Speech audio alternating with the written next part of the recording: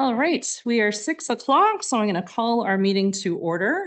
And I would invite everyone to stand for O Canada to begin and remain standing for a moment of silent meditation.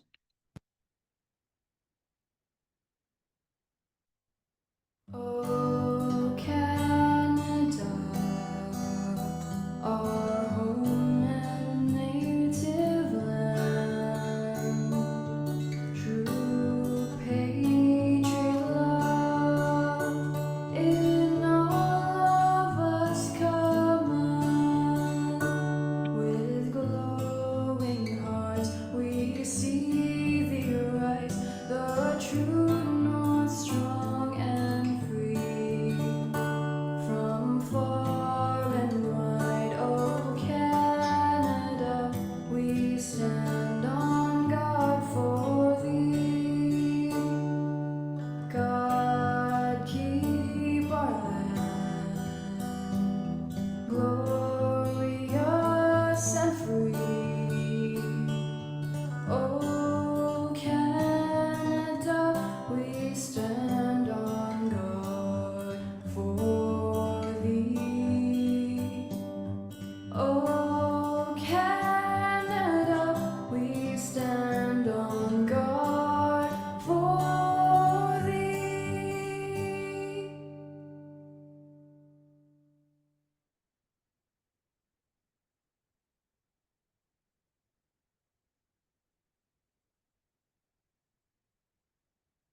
Thank you.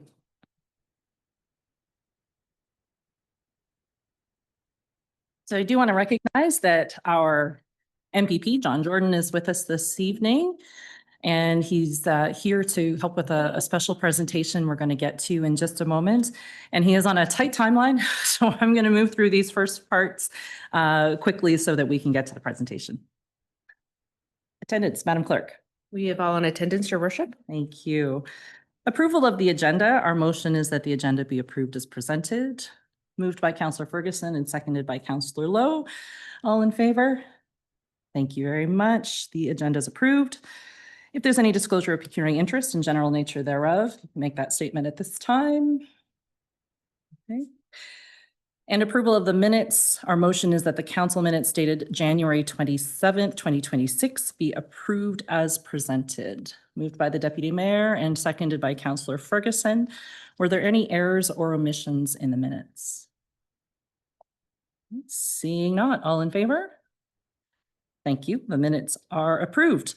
And this, I think that was a record. This brings us to the presentation that we have, which is awfully special.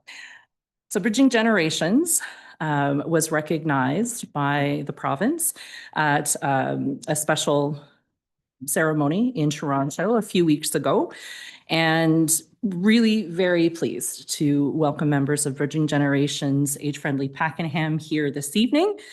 And we can recognize that, recognize the recognition that was provided to them at the ceremony in Toronto. So Bridging Generations were acknowledged by the Minister for Seniors and Accessibility, Mr. Cho, for their outstanding work in creating a community where older adults can live active, independent, and connected lives. This is a very meaningful recognition, and it is so very well deserved. For anyone who may not be familiar with Bridging Generations, they are a completely volunteer-driven group. They are dedicated to strengthening intergenerational connections, supporting older residents, and working collaboratively with partners to identify the challenges and create thoughtful community-based solutions for Pakenham. The spirit they bring to this work is powerful. Seeing their efforts celebrated on the provincial stage is truly a wonderful thing to see and a testament to what volunteers can accomplish. Councillor Suter and Councillor Torrance were at the event to accept the certificate on behalf of Bridging Generations, and we're very glad to have MPP John Jordan here this evening to formally present Bridging Generations with the certificate. And we have the certificate that was provided to Councillor Suter and Councillor Torrance. So John, if you'd like to maybe join me here and Bridging Generations, if you'd like to join me here at the center, we'll present you. I'm going to do this so the mic picks us up. There are usually more than. Small but mighty group tonight. Small but mighty, exactly. So John, did you want to say a few words? Well, I'm really pleased to be here tonight. I've had the opportunity through my career to first get to know Cheryl, and I know her career and all of the things I think you've done from the CCAC and on has been about helping people and building the community, and Bridging Generations is a big part of building the community. And what is so important, working upstream, keeping our seniors active and healthy, and most importantly, social interaction is something we certainly learned through the pandemic is so important. So thanks to all of you for continuing to do that work. And we really appreciate it. On behalf of the government, Ontario provincial government, I want to read this. So we proudly recognize and commend your unwavering dedication, excellence, and commitment to supporting older adults by supporting healthy aging, accessibility, and connection. Bridging Generations has put Pakenham on the map as an age-friendly community. The hard work of Bridging Generation volunteers is an inspiration to many of us. So thanks very much, Ruth. Thank you very much.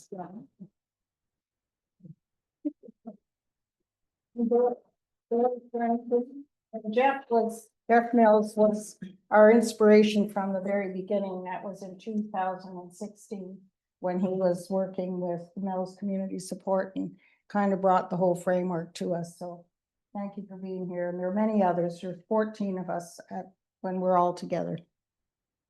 Thank you. Congratulations. And here's the certificate from Oh, good. Minister Cho. Wonderful. Well, what, Congratulations to you. thank you very much, Christy. We're gonna get this framed and put it up in the Pakenham Library. Perfect. Yeah, says it's a whole community that made it all possible. And We're not gonna ask permission. I'm just gonna. and we get to choose where. And anyhow, thank you very much for your effort to be here and taking the time. I know you have a very busy agenda tonight, so thank you very much. Congratulations again. Thank you.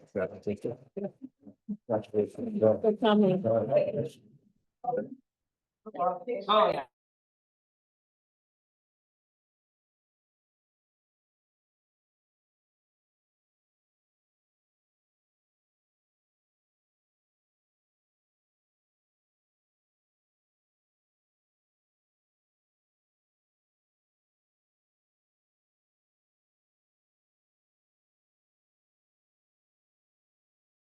Do you have time, Joe?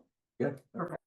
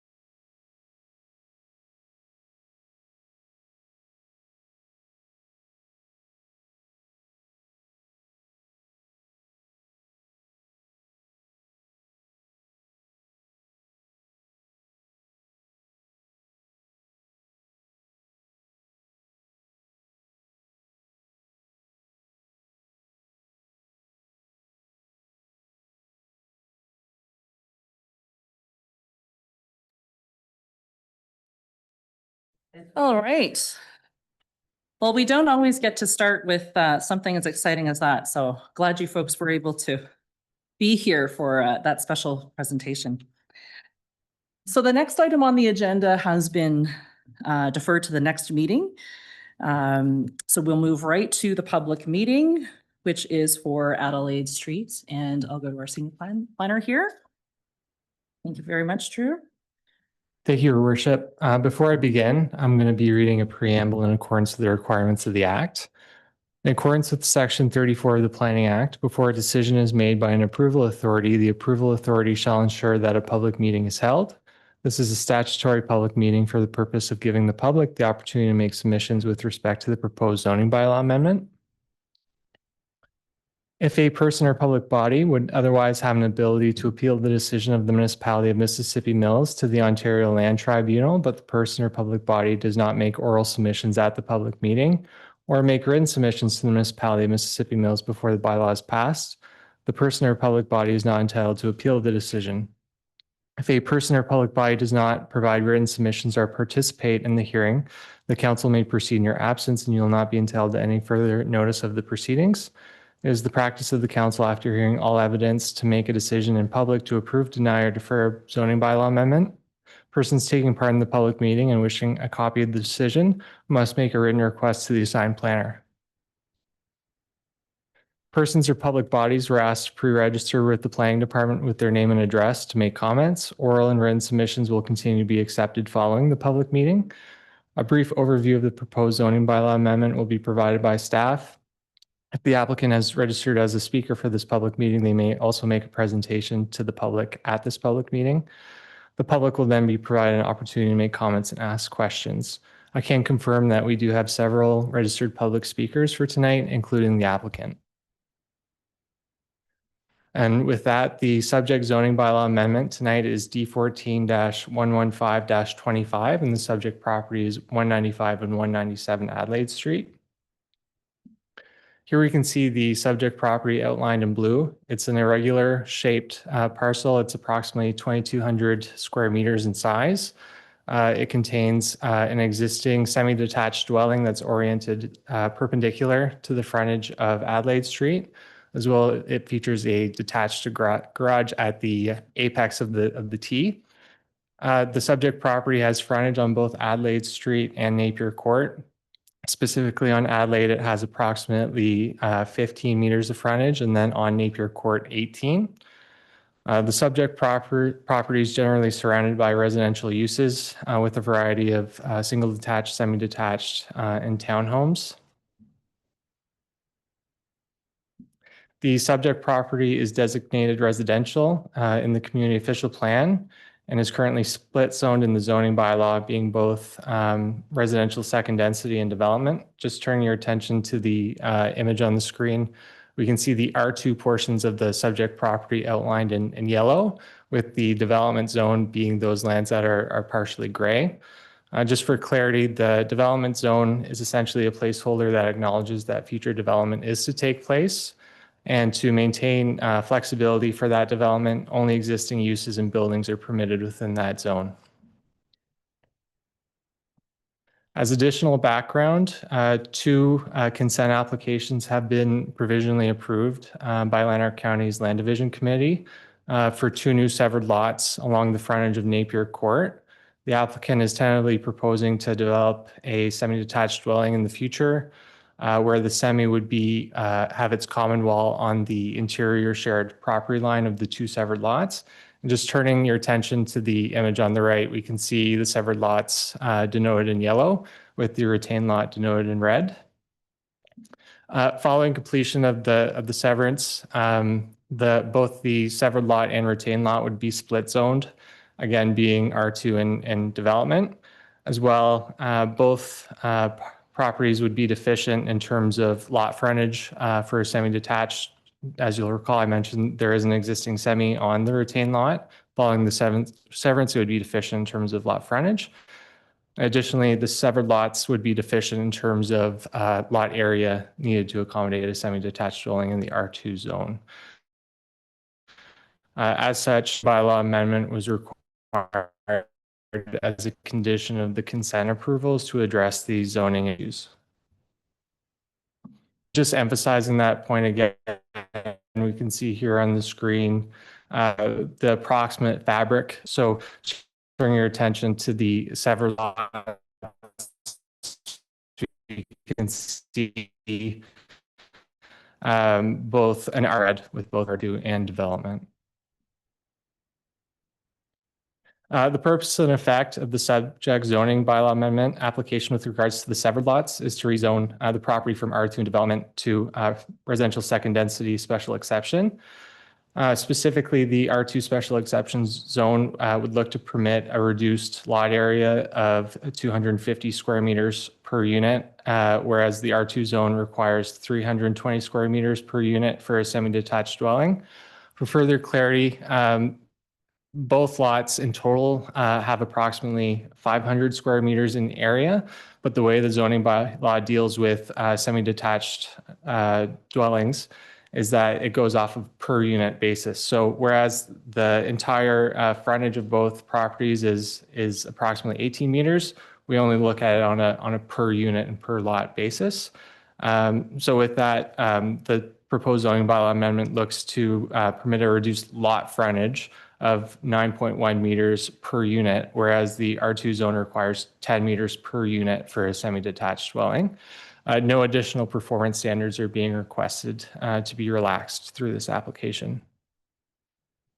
And for the retained lot, the subject application again seeks to rezone it from R2 and development to a different residential second density special exception zone. This one would look at permitting the reduced lot frontage of 7.6 meters per unit or 15.6 meters cumulatively, whereas the R2 zone requires 10 meters per unit for a semi-detached dwelling. No additional performance standard relaxations are proposed through the application. We're currently here at the public meeting. Going forward, staff will take into consideration all comments provided prior to the public meeting as well as during the public meeting and bring back a recommendation report for council's consideration at a later date. That concludes my presentation.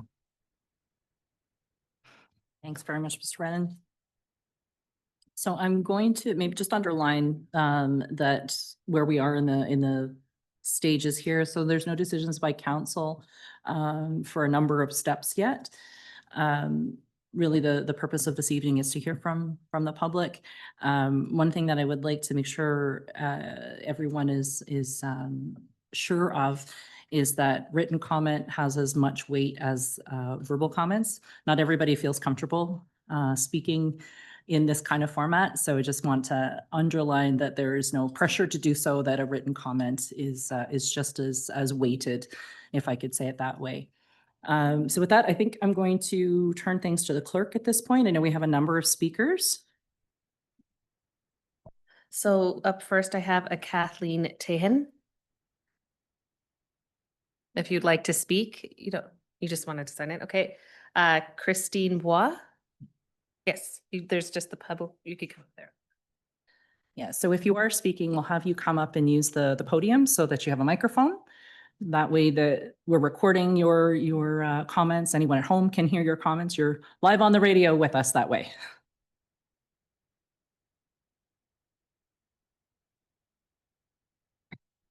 Good evening, good snowy evening, and thank you, Mayor Lowry and Council, for giving us this opportunity to address our concerns about the proposed zoning bylaw amendment. I'd also like to thank Drew Brennan for the information that he was able to provide us, provide the residents on Napier Court. So our concerns really address road safety and land use impact on the existing houses on Napier Court. So first to note, just an odd note, but the fence line has been referred to as being the property line. And I've been informed that when the houses were built, that this property backs onto, the developer that built our homes put up a fence. And that fence is 6 inches into the existing homes. It isn't the property line. So, we could move the fence, but getting on to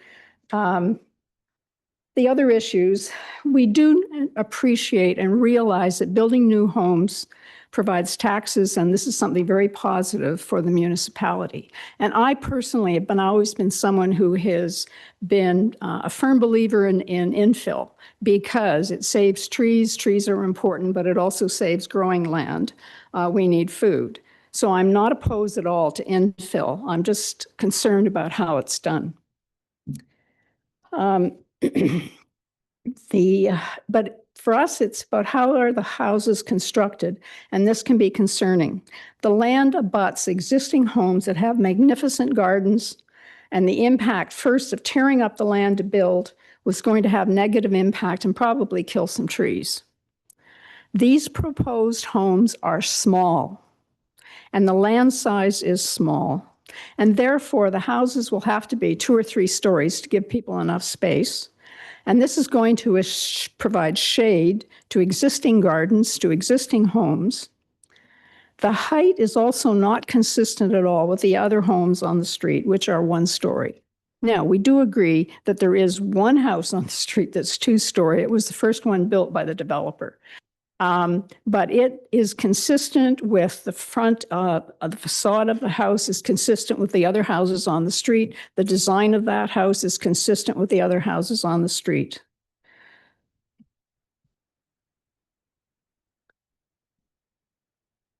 Road safety is another one of our issues.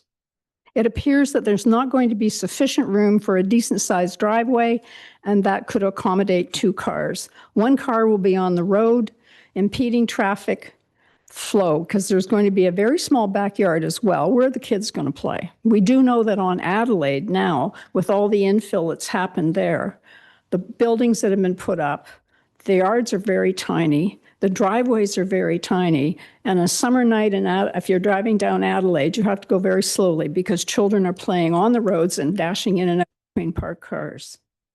And I'm concerned about that happening on Napier. I was just down the Spring Street a few days ago to get a picture of the swans out on the river. And I noticed that down in that subdivision, the driveways are long enough for 2 cars. Everybody has 2 cars. And that there is room in the front yards for children to play. And that's a concern of the new builds that are going on. Just to note that during the winter time, snow clearing on Napier Court does not include the sidewalk. So older adults, and there are 80% of us on Napier are older adults. And as Bridging Generation said earlier, they want to keep people healthy. Well, the older adults on Napier at this point do like to stay healthy. And walking is one of the things we do a lot, and a lot of dog walking. But in the wintertime, we have to walk on the road with the dogs and ice. So that is a concern.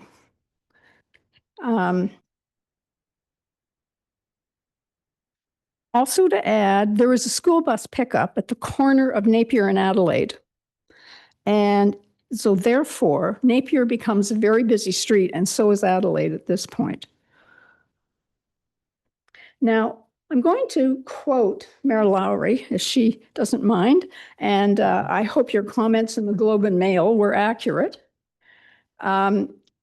You said that you wanted the community to embrace change and to help planning in ways that keeps our friendly charm and rural character.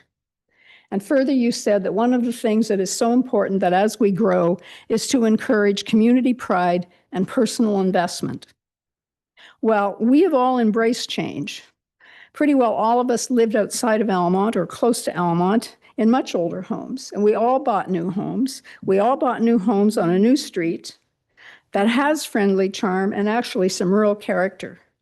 We've often had street parties. We pretty well, all of us know each other. I mean, you know, if I needed to go to the hospital, I know 10 people on the street just like that I could call to give me a ride. We're all very much in touch with each other. And we have made large personal investments in a lot of the work that we've done to our properties, to the gardens, and many of the people on the street have also made significant investment in volunteering in the community, the hub, the library, and the list goes on. So we feel the new proposal is not consistent with the current homes on the street. And we are concerned about, as I said, road safety. So thank you for this opportunity to speak, and I will leave a copy.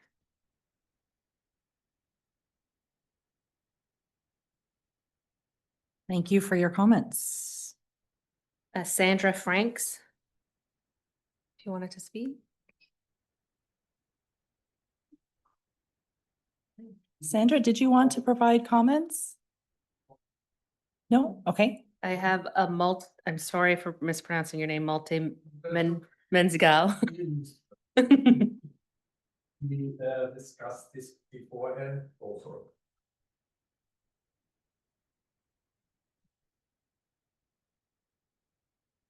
Good evening. My name is Walter Menzigal. We live just most affected with our direct neighbor Christine, and are concerned about the changes. This elevation of about 11 meters have been stated that will certainly throw a lot of shade into a garden that had been matured over 10 years to trees and other plants. So this will have not just an optical, it will have been an environmental problem, perhaps, and we lose our privacy we have right now, and we spend a lot of time as retirees in our backyards and imagining a block with stretched over the length of our two homes, that will certainly not be an improvement, and certainly otherwise, in case it ever comes to that, diminishing value of the property. And I'm especially concerned the closeness of this building to come with digging a hole into the ground, the root work and our higher elevated property versus the new one. It might need a retaining wall that leaves even less space between the house and our backyard fence, which is the property line, which also has, with much cost, a change of use. We have part of this wall used for our backyard shed. And that was quite an investment as well. However, I'm generally positive to have anything there because our builder back then wanted to buy this property, this piece, and build another duplex of bungalow there, and couldn't make any amendments with the former, I understand, owner of this property we're talking about. So that fell through, and we held our breath for 10 years now. And whatever comes is certainly most concerning if the orientation of this house will all the way go across our backyard. The morning sun is part of that will be gone, and privacy especially is gone. So that's what I would have to say at this point. Thank you for your attention. Have a Joan McNabb. Joan? Nope. Lisa Wellman.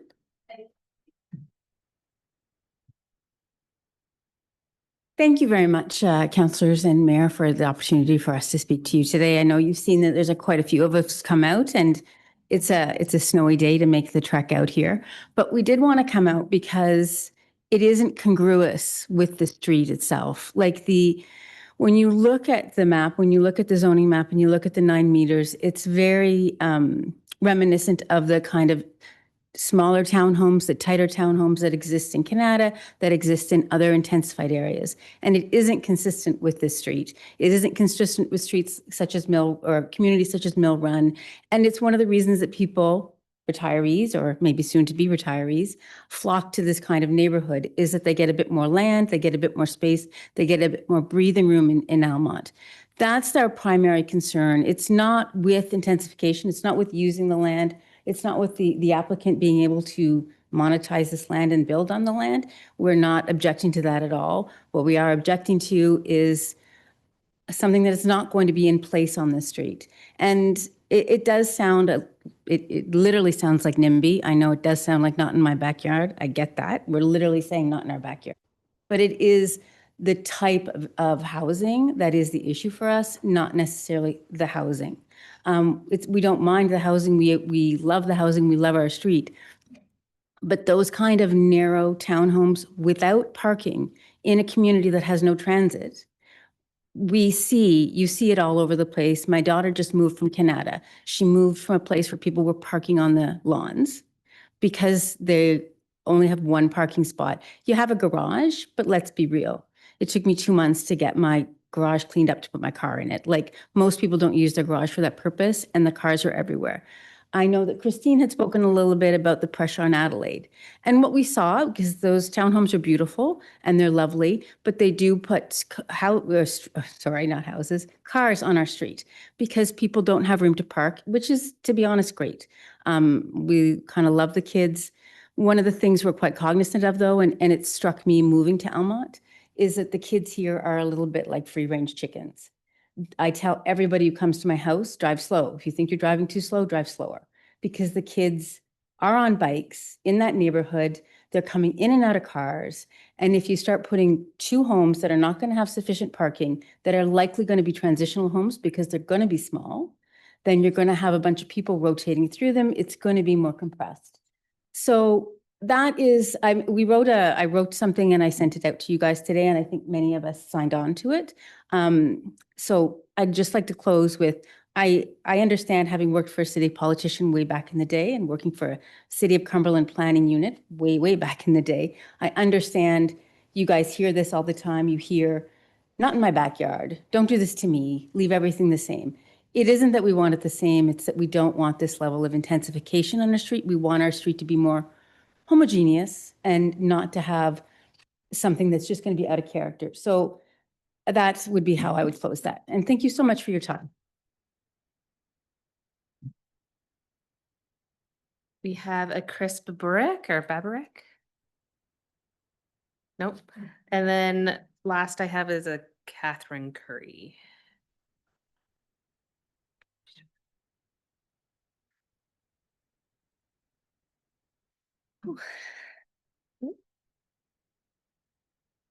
Good evening, Mayor and members council. My name's Catherine Curry. I'm the applicant on the file. I work for JP2G Consultants, and I'm joined tonight by my client, Maureen Dern, and her husband, David. So JP2G has been retained to assist with this development, with the development applications, and to support the construction of the proposed new semi-detached house. And to start, I'd just like to thank Drew for the detailed overview. I'd like to thank all the neighbors for submitting their comments. They've definitely been considered, but I would like to reiterate some parts of Drew's review of the application, and I'd also like to try and address some of the comments from the community. So as Drew mentioned, we filed the zoning application, as a condition of consent for these two lots. And the zoning for the severed lands is to reduce the frontage from 10 meters to 9.1 meters and the lot area from 320 square meters to 250.5 square meters. The proposed dwelling will meet all of the other yard setbacks as well as the minimum parking standards, and it will be under the height requirements. And I'd also like to add that the proposed dwelling is very similar to the other semi-detached in the neighborhood. The 9.1 meter lot frontage is very similar to the existing 2-story semi-detached on Adelaide, as well as the semi-detached house it abuts on. The 2-story on Napier Court, as well as the semi-detached it abuts on Adelaide Street, 187, 193 Adelaide. And the proposal is directly in line with what the province's intentions are right now. It is it is an efficient use of land, and, the servicing's right there. I'd also like to add the front of the property along Napier is already zoned residential. It's already been contemplated for residential use. And we have, sorry, Drew, did you show the building envelope sketch? So we did take a sample house plan that the Derns are considering, and we showed how it will fit on the property. And yes, okay. So then in relation to some of the concerns, we recognize that, they appreciate the green space. We will be under the height requirements of the R2. The proposed 2 units are not anticipated to add a noticeable increase in traffic. We will, again, provide sufficient parking to meet the zoning. Drainage concerns will be dealt with through the building permit stage, and construction, when it does occur, will have to follow all of the town's bylaws and standards, including the noise bylaw. And I would be happy to answer any questions you may have. Thank you. Okay. Well, thank you. Is there anyone who didn't get an opportunity to speak that would like to?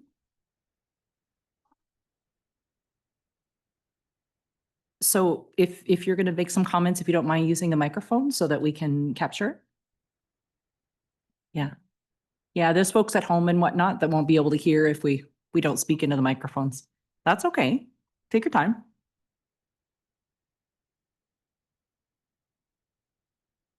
Kathleen Tian.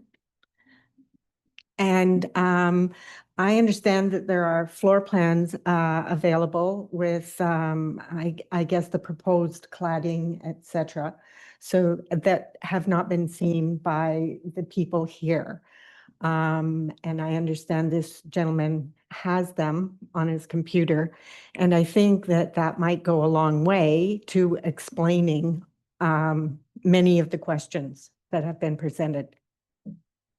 So that's not a level of detail that council has. I don't know, Mr. Brennan, if you have.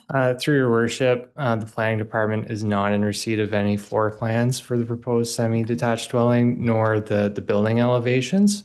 For zoning bylaw amendment applications, planning departments are very limited in their evaluation of urban design. So for this specific application, we're talking about the merit of reduced lot frontage and area. The planning department did not request such materials, as we would not be able to comment on them. Thank you.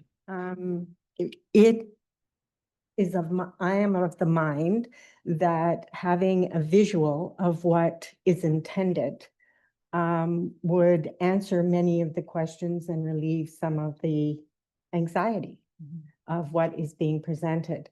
So as I understand it right now, we don't know what is going to be built there. We just have some limits on the size. And I think it would go a long way for explaining it. I appreciate where you're coming from, for sure. Typically in a public meeting like this, what we're looking at is, or what we're receiving comments on, I should say, is just what is in front of us. And what you're describing, I think, is more, please correct me if I'm wrong here, I'm looking at our planner experts. I think what you're describing is more in line with what happens at a site plan stage. And site plan isn't something that even comes to council anymore. That was changed a couple of years ago.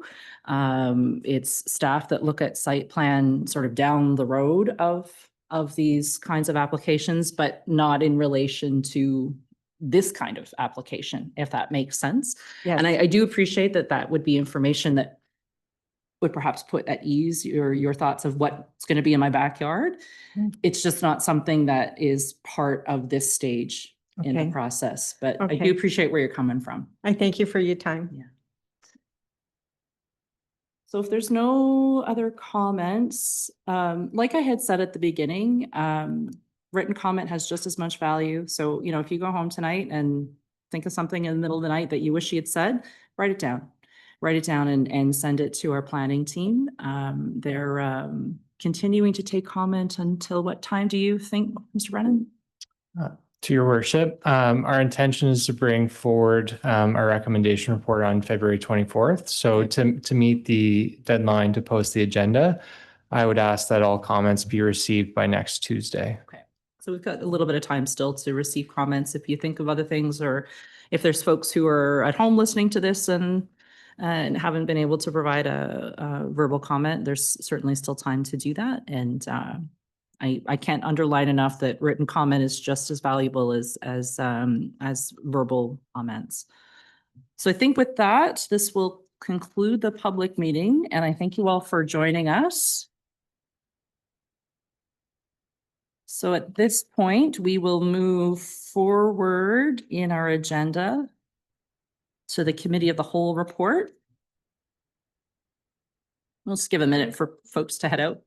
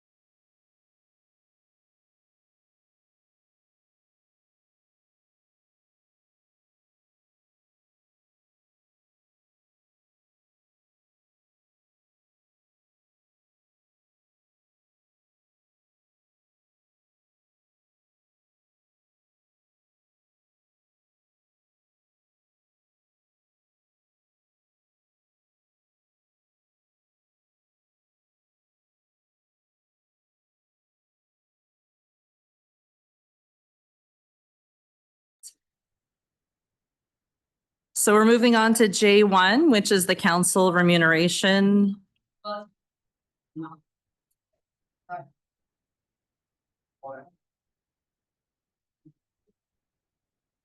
So we're moving on to J1, which was a deferred motion from our previous meeting. And this is regarding council remuneration for the next term. There's two motions here. Is there a mover and seconder for the first of the two motions? Councillor Torrance. I would like to move that these motions be separated, actually. Yes, I'm doing them as separate motions. Okay, so Yes. Oh, they're not as separate motions? They are separate motions. Councillor Torrance wants to divide motion 1, those 3 bullets, into separate motions. Oh, pardon me. Okay. Please. So 9.1.1 is a separate motion from Correct. 9.2.1 from 9.3.1. Correct. Okay. Pardon me, I was misunderstanding. Process wise, do we There's just? no motion on the floor, so you could just table them one at a time. Because it would be if the motion was on the floor, we'd have to do a motion to divide the question. There's no motion on the floor. Got So it. as chair, you can put the motion Okay. on the floor as you see fit. Got it. So we would put the motion forward that council amend the following section of Schedule A of bylaw 23-048. 9.1.1, the mayor shall receive remuneration in the form of an annual salary commencing November 15th, 2026 of $60,800, I can't read this, $60,689.71. So that's the first motion. Okay. So I look for a mover and seconder for that first motion. Councillor Torrance, you're moving. Is there a seconder? Seconded by the deputy mayor. Any discussion? Yes, Councillor Ferguson. Would like a recorded vote. Okay. Councillor Torrance. I'd like to speak in favor of the motion. I think that the number of hours that we as a council expect a mayor to work has increased, as well as the statutory hours that have come through the province and the growth of the job. I think that the job of mayor is significantly different now than it was 4 years ago, that it was 8 years ago. And that we should be compensating appropriately to match the actual workload that is involved. I think that this is a fair salary. It is combined with the county salary becomes a professional salary. And the report that was provided to us by staff has outlined why we can't say we want a full-time mayor. But knowing that we're providing a full-time salary actually gives the indication that we are expecting a full-time job and hours to go along with that.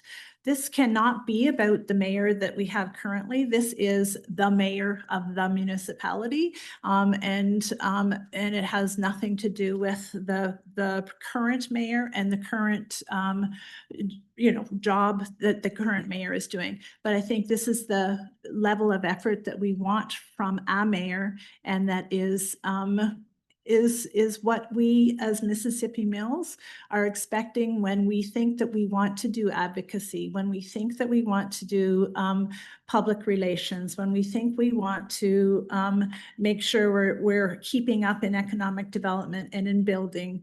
And this is, along with the additional strong mayor powers, I think is a strong signal that we are expecting a full-time mayor level of effort coming into after November 15th, 2026. Thank you. Okay. Other comments? Councillor Holmes, excuse me. Thank you. Well, I'm opposed, and again, this has nothing to do with our current mayor. If I look at our current mayor, she's probably overdoing what she should be doing. But this is about the future and the next council. And when I think about, we're about 15,000 and change for people, and with the reports that we got from our clerk's office on the different salaries, we're certainly at the top end and maybe over. If I in some calculations here, that salary of $60,689.71, that's almost a 47% raise from the current salary. And I can't justify that. Perhaps the next council, when they come in, will say, we made the salaries too low, and they'll want to raise them, and they can do that if they desire to. Since I've come on council, we put a lot of supports in for our council and mayor. We've added a executive assistant. We've added an extra clerk. We put in 2 people, 1.5, I guess, into communications. So I think if I look at everything, I would have certainly been in favor of the 95% percentile, which Councillor Ferguson had suggested, but I can't support this much. And I think that although, you could certainly make it into a full-time job, in fact, it can also be a part-time job. And anyway, that's my thoughts. Thank you. Okay, thank you, Councillor Holmes. Any other comments? Councillor Ferguson. Yes, thank you. Well, I'm in the same vein. I will not be voting in favor of it. And it's been mentioned that, yes, we are now voting for the mayor, and I can only just appreciate and indicate the appreciation that our present mayor has done. I can't in any way diminish anything like that, but we are now voting for the mayor, as questioned by Councillor Torrance. And I don't think that any place that we know of now have defined hours. The growth, that's with every municipality, irrespective of where it might be, our comparators. And the compensation, I think it's adequate, what we're proposing, or had proposed earlier. And there's also opportunities for the mayor to, and not opportunities, but attend county council where there is a stipend, of course. There's other opportunities for additional monies that are not necessarily taken up within that 40-hour work week, as if it's proposed as 40 hours. So I certainly will not support it, but that's my take on it. Thank you. Thank you, Councillor Ferguson. Anything further, Councillor Suter?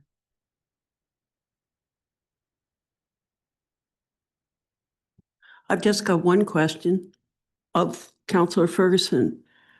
When we discussed this at the previous meeting, a raise but at a lower amount was discussed. Can you tell me what amount you're talking about? Yes, I can. The amount that I was proposing at that time was a 25% increase from our comparators, our large comparators, and it was $49,964. Thank you. Yes, go ahead, please. Councillor Lowe. Thank you. I'm not sure how the vote would turn out, but regardless of that, I think this group works best when we can come to some kind of compromise. And I'm wondering if we can meet halfway on this. It looks like we're talking about between 50 and 60. So would we be comfortable at 55? And would that make it a little easier to, or would it still be a no, in which case I would prefer to leave it at 60, but willing if it makes you feel a little more comfortable with it, to put that on the table. Don't want to, well, I am putting you on the spot. Sorry about that, but.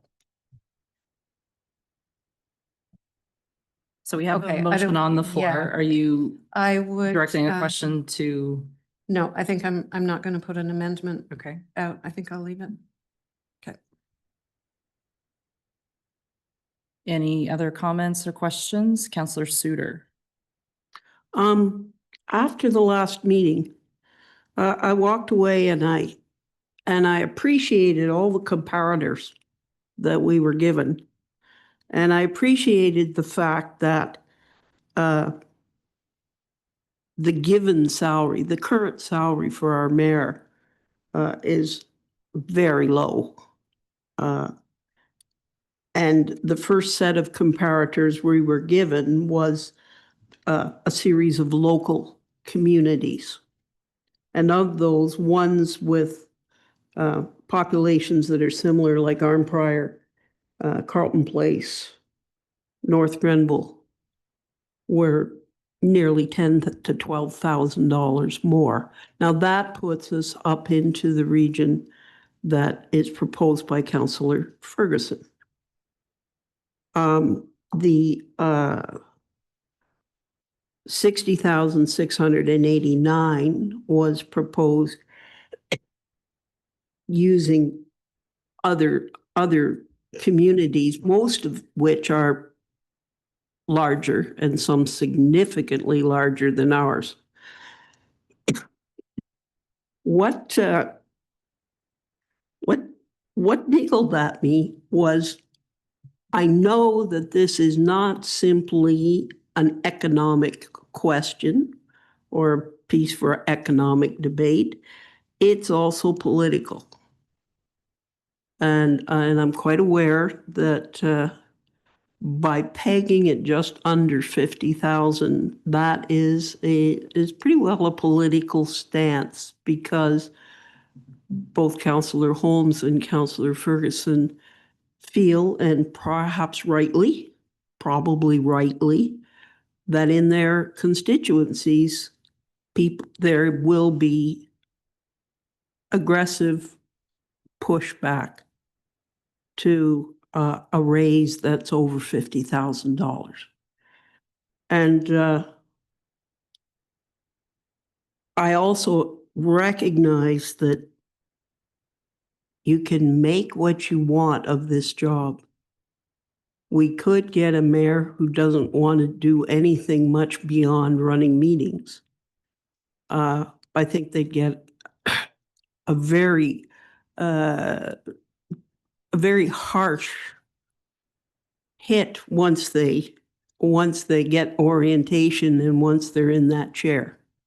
So it's not reasonable to think anybody would come along and want to do this at 20 hours a week. It's more than that.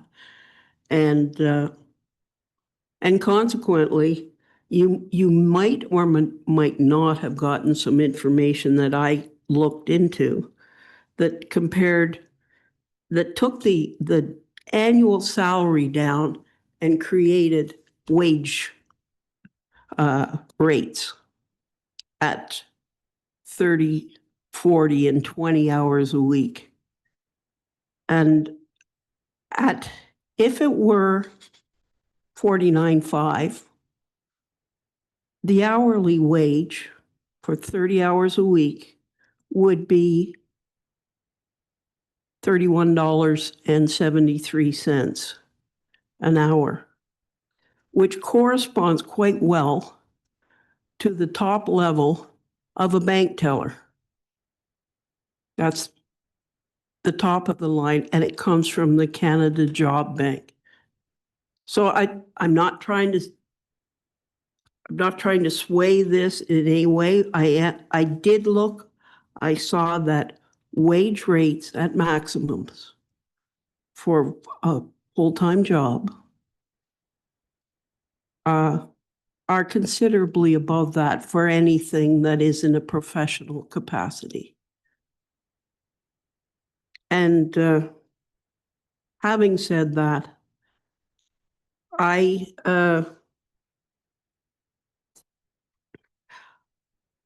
do recognize that if we're going to get quality people, we have to pay them. So I do not know whether anybody has any questions about the information I sent or whether it even was delivered, because with my Nanaloo email, it got stuck in spam.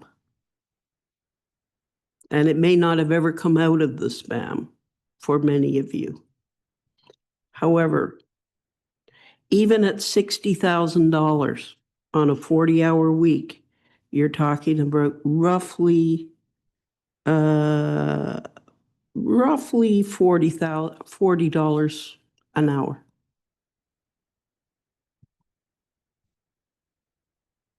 All right, we've had some good discussion. Councillor Ferguson? Thank you. I agree with what was said.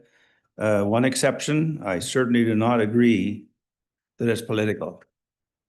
I represent Mississippi Mills in this council. I try to represent all of them as well as one or the other, but I do, and obviously represent Pakenham, but I take exception to that. This is not political. Thank you. Okay, I'm sorry. I did not mean it. I'm not sure how to explain this. I didn't mean it as political as being opportunistic or pragmatic or being like wheat in the wind. And I appreciate, Denny, that you're talking about your principles. And I apologize. Okay. Anything further, or do we go to the vote? Okay, Madam Clerk? There's a request for a recorded vote for as per section 80.1 of procedural bylaw 23-041. If a member present at the council meeting at the time of the vote requests immediately before or after the taking of the vote that the vote be recorded, each member, starting with the requester of the recorded vote and moving alphabetically from that member through the list with the mayor voting last, shall announce his or her vote upon request openly and individually unless otherwise prohibited by statute.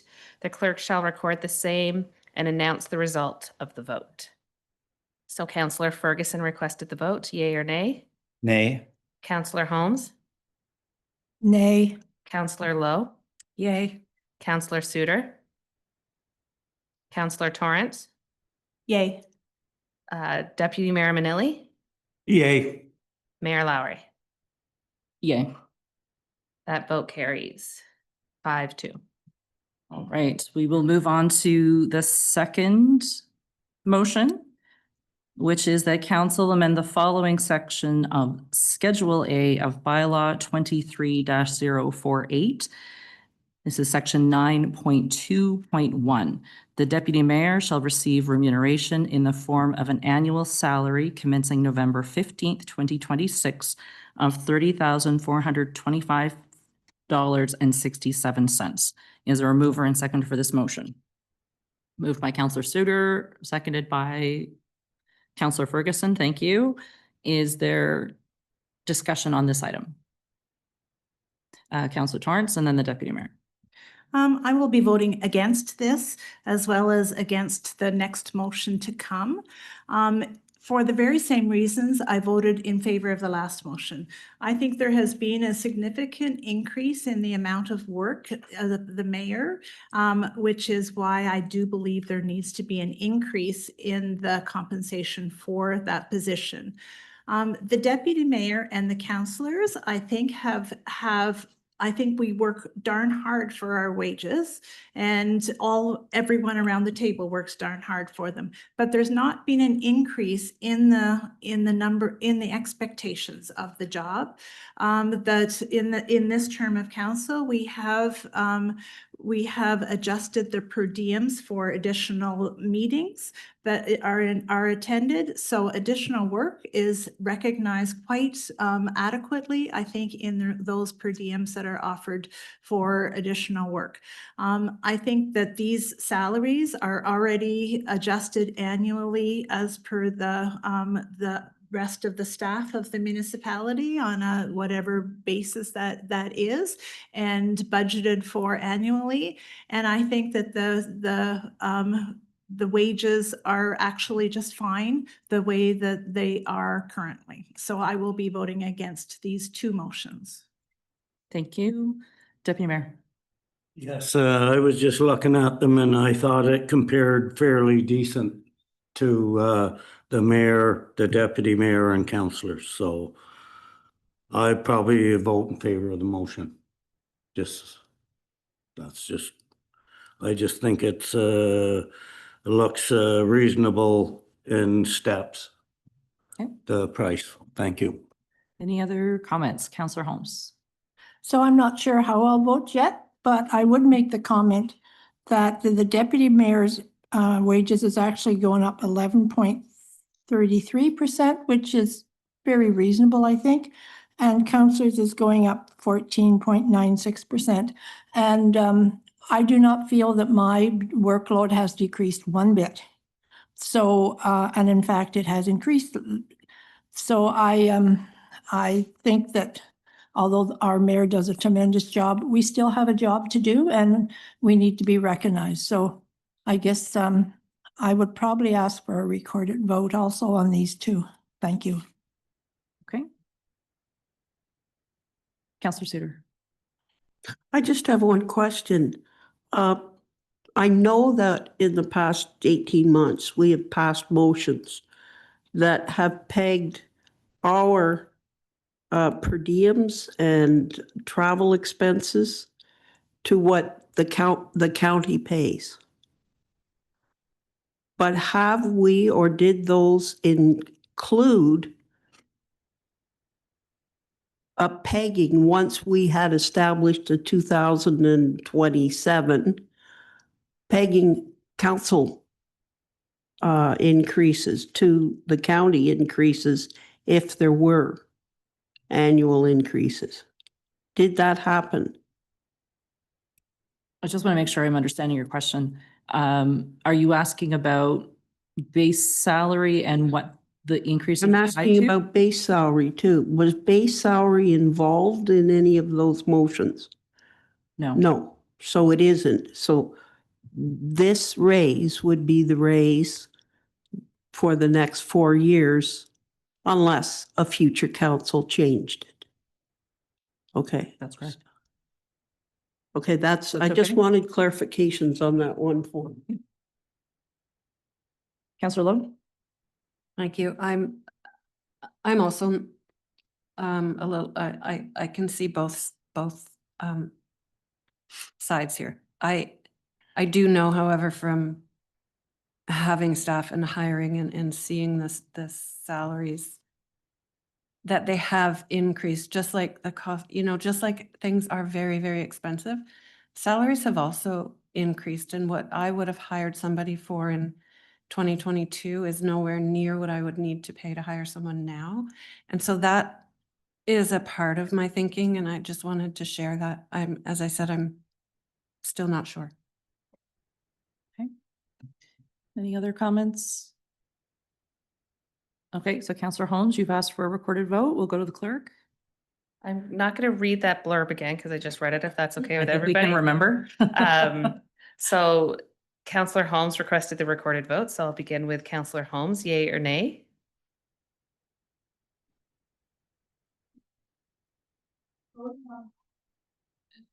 No, we've split it, so it's just the deputy mayor. Yeah, that's right. So Counselor Holmes voted yay. Counselor Lowe?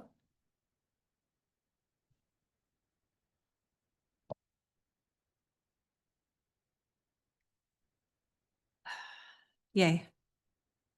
Counselor Suter? Counselor Suter was a yay. Counselor Torrance? No. Deputy Mayor Manili? Yay. Counselor Ferguson? Yay. Mayor Lowry? Yay. That carries 6-1. Thank you. Our third motion, that council amend the following sections of Schedule A of bylaw 23-048. And this is section 9.3.1. Councilors shall receive remuneration in the form of an annual salary commencing November 15th, 2026 of $24,287.17. Is there a mover and seconder for this motion? Moved by Counselor Ferguson and seconded by Counselor Holmes. Discussion on this item. Counselor Torrance? I would ask for a recorded vote on this, just in keeping with the others. And will be voting no for the reason that I spoke in the last motion, that I said I was against both of them. Other comments, or are we comfortable going to the vote? Counselor Lowe? I think it's a little high. That being said, it's 5. I would probably go somewhere in the middle. And it doesn't add up to very much money in the grand scheme.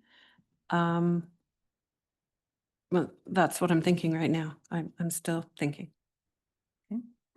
Yes, go ahead, Counselor Holmes.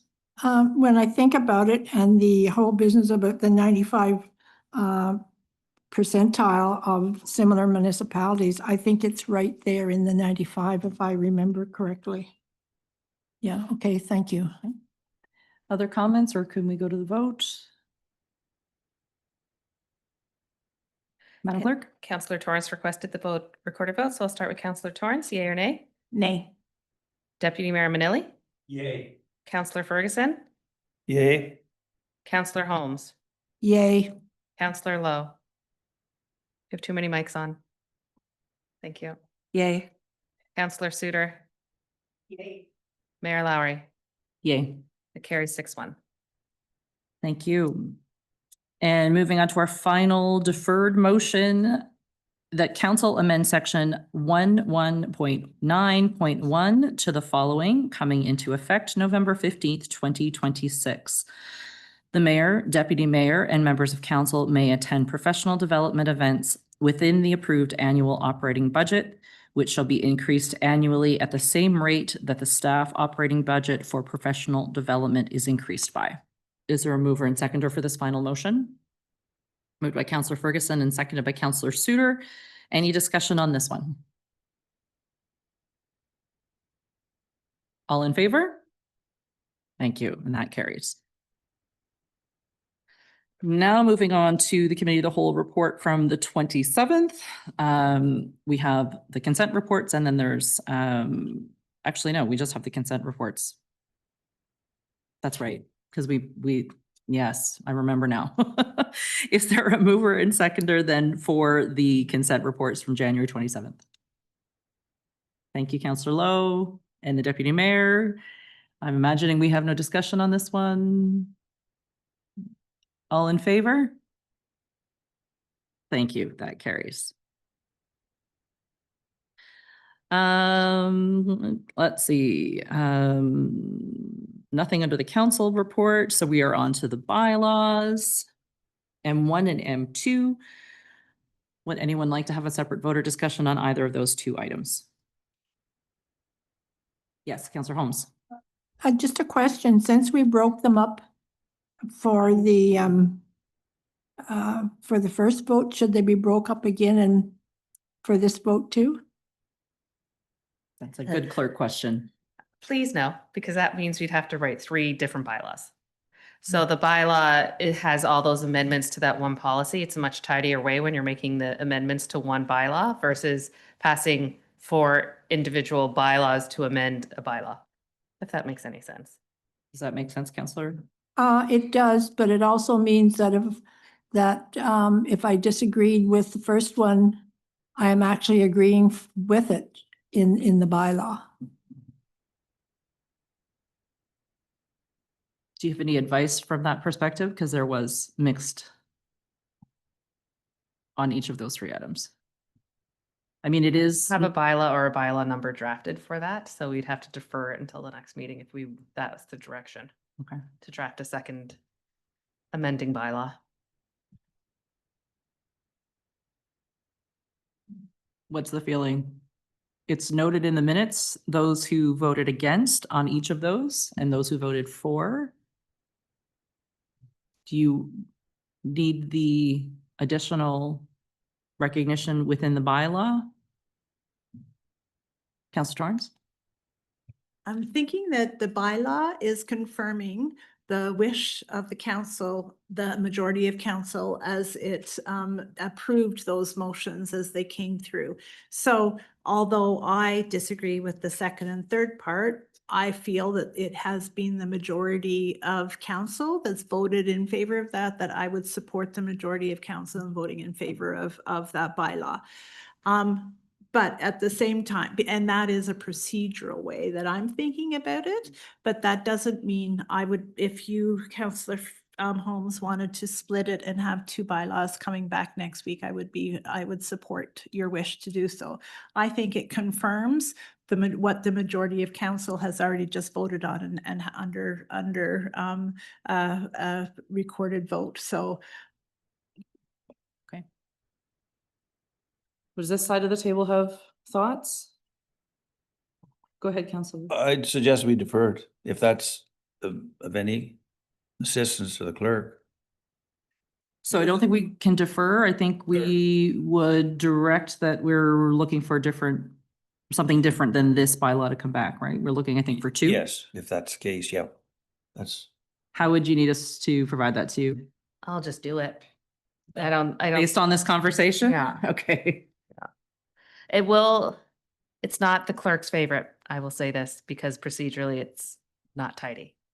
But I understand this is the wish of council, so there will be 2 amending bylaws on the same agenda to amend the same bylaw. I'm just putting it out there. Okay. Councillor Holmes and then Councillor Ferguson. Yeah, I hear what the clerk is saying and I understand. And I guess as I think this through, sometimes I need a while to think about these things. I think, although I disagreed with the almost 50% increase for the mayor, and I've given my reasons why, now that it's passed, I need to get on board with it and go forward. So unless Councillor Ferguson has real problems with it, I think that I would vote for the one bylaw because now's the time that we just get on with things and the discussion's over. Okay, thanks. Okay, Councillor Ferguson. Yeah, I have no problem with that. If I don't want to cloud the waters for the clerk, that's for sure. So yes, I can concur with that. So we're comfortable. If that's the intent of a bylaw after we've had this discussion, yes. Because in the same minutes, everyone's recorded vote is recorded. Correct. Yeah, okay. So are we comfortable then going ahead at this stage? Okay, you're safe, Jean. There we go. All right, so our motion is that bylaws 26-007 and 26-010 be taken as read, passed, signed, and sealed in open council. I'm looking for a mover and seconder for the two bylaws. Moved by Councillor Suter, seconded by Councillor Lowe. Any final discussion? Seeing none, all in favor? Thank you. Well done, everyone. That wasn't easy. You did a good job. Announcements, invitations. Anyone? Yes, Councillor Holmes. What's that? Oh, No. no, we did that. We did the two of them together. Yeah. Oh, do we have questions about that one? Okay, hold on. We're just gonna back up here for a second. Yeah. Go ahead. It was just a small question I had, and I should have sent it to the clerk, and I didn't. I just wanted to know if a person enters into this sort of agreement, is their name always going to be public? That was, I just thought it was a private issue in some ways that then has become public, and I wanted to know if that was always going to be the case. It's a process that's been adopted by Lanark County. We have to pass the bylaw. The whole process is public. There's a commenting period and a waiting period. So from the get-go, the applicant is aware that their personal information will be, or their name will be public. Okay. All right, now announcements and invitations, and Councillor Holmes. So Saturday, February the 14th, Valentine's Day, the North Lanark Historical Society is holding a Valentine's tea at the Legion from 2 to 4. And you can get your tickets in advance or you can show up at the door. I can't quite remember how much they were, but they're quite reasonable. And then on Sunday, February the 15th, Union Hall is also having a tea to kind of show off their new digs with the heat pump and whatnot. And that's in the afternoon, I think, again, 2 to 4 or 1 to 4. So anyway, hope to see everybody there. Bye-bye. Councillor Lowe. And I'm out. Councillor Lowe? No. Oh, perfect. All right. Ramsey is very well aligned tonight. Councillor Torrance. I think that we might have received this as an email, but just to remember, and since I'm the Chamber of Commerce rep now, I just have to remind everyone that on the 4th of March, there is a Women's Day Chamber event that our mayor will be speaking at. And the lineup looks great. Actually, it's around mentoring and women mentoring women in business, and from 5 till 9. So if anybody around the table or any of our senior staff are interested in going, I think it will be a great event. Or to, I know it's gone out once on our socials, and if it can go out again, that would be fantastic. So fun fact about that, it's Tracy Lamb, myself, and Shirley Dugo who are on the panel. And Shirley Dugo was my first boss off the farm. So I'm hoping we can work that into it somehow. But looking forward to that one for sure. Anyone else got an announcement or invitation they want to share? All right. So we have a number of items we're going to move into closed session to discuss. So our motion for that is that council enter into an in-camera session at 7:21 as per personal matters about an identifiable individual, including municipal or local board employees, Municipal Act Section 2392B, a proposed or pending acquisition or disposition of land by the municipality or local board, Municipal Act Section 2392C, and a position, plan, procedure, criteria, or instruction to be applied to any negotiation carried on or to be carried on by or on behalf of the municipality or local board, Municipal Act Section 2392A. Is there a mover and seconder to move into closed session? Moved by Councillor Ferguson, seconded by the Deputy Mayor. All in favor? Right, we will move into closed session.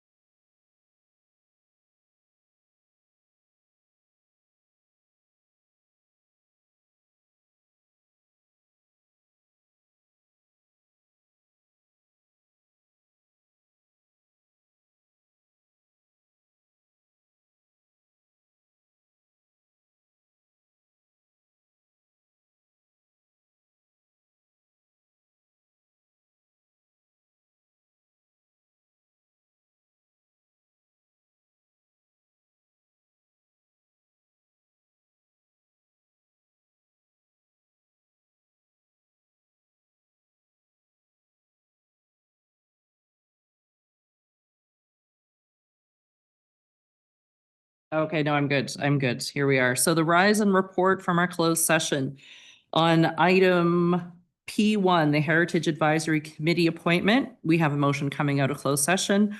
The motion reads that council appoints the following applicants to the Heritage Advisory Committee for the remainder of the term: Jonathan Nels, Nate Kennedy Mold, and Josiah Fogarty.